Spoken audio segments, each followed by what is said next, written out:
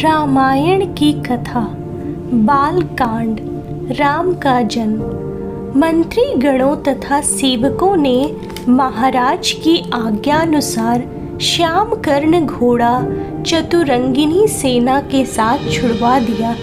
महाराज दशरथ ने देश देशांतर के मनस्वी, तपस्वी, विद्वान, ऋषि मुनियों तथा वेद विज्ञ प्रकांड पंडितों को यज्ञ संपन्न कराने के लिए बुलावा भेज दिया।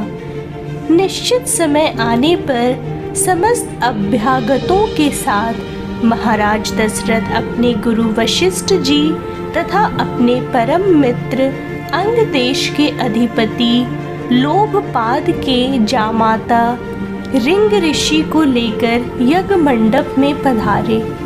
इस प्रकार महान यज्ञ का विधिवत शुभारंभ किया गया। संपूर्ण वातावरण वेदों की ऋचाओं के उच्च स्वर में पाठ से गूंजने तथा समिधा की सुगंध से महकने लगा। समस्त पंडितों, ब्राह्मणों, ऋषियों आदि को यथोचित धन धान गौ आदि भेंट करके सादर विदा करने के साथ यज्ञ की समाप्ति हुई। राजा दशरथ ने यज्ञ के प्रसाद चरा को अपने महल में ले जाकर अपनी तीनों रानियों में वितरित कर दिया। प्रसाद ग्रहण करने के परिणाम स्वरूप परमपिता परमात्मा की कृपा से तीनों रानियों ने गर्भ धारण किया। जब चैत मास के शुक्ल पक्ष की 9वीं तिथि को पुनर्वसु नक्षत्र में सूर्य, मंगल, शनि, बृहस्पति तथा शुक्र अपने अपने उच्च स्थानों में विराजमान थे, कर्क लग्न की उदय होते ही महाराज दशरथ की बड़ी रानी कौशल्या के गर्भ से एक शिशु का जन्म हुआ, जो कि श्याम वर्ण, अत्यंत तेजोमयी, परम कांतिवान तथा अद्भुत सौंदर्यशाली था। उस शिशु को देखने वाले ठगे से रह जाते थे। इसके पश्चात शुभ नक्षत्रों और शुभ घड़ी में महारानी कैकेयी के एक तथा तीसरी रानी सुमित्रा के 2 तेजस्वी पुत्रों का जन्म हुआ। संपूर्ण राज्य में आनंद मनाया जाने लगा।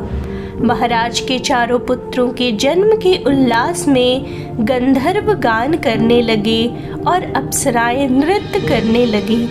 देवता अपने विमान में बैठकर पुष्प वर्षा करने लगे। महाराज ने उन्मुक्त हस्त से राजद्वार पर आए हुए भाट, चारण तथा आशीर्वाद देने वाले ब्राह्मणों और याचकों को दान दक्षिणा दी। पुरस्कार में प्रजाजनों को धन धान तथा दरबारियों को रत्न, आभूषण तथा उपाधियां प्रदान किया गया।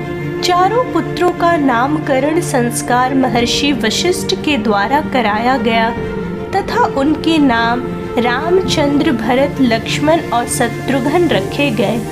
आयु बढ़ने के साथ ही साथ रामचंद्र गुणों में भी अपने भाइयों से आगे बढ़ने तथा प्रजा में अत्यंत लोकप्रिय होने लगे।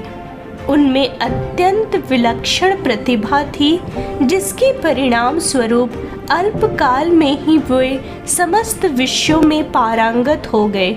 उन्हें सभी प्रकार के अस्त्र शस्त्रों को चलाने तथा हाथी, घोड़ों एवं सभी प्रकार के वाहनों की सवारी में उन्हें असाधारण निपुणता प्राप्त हो गई।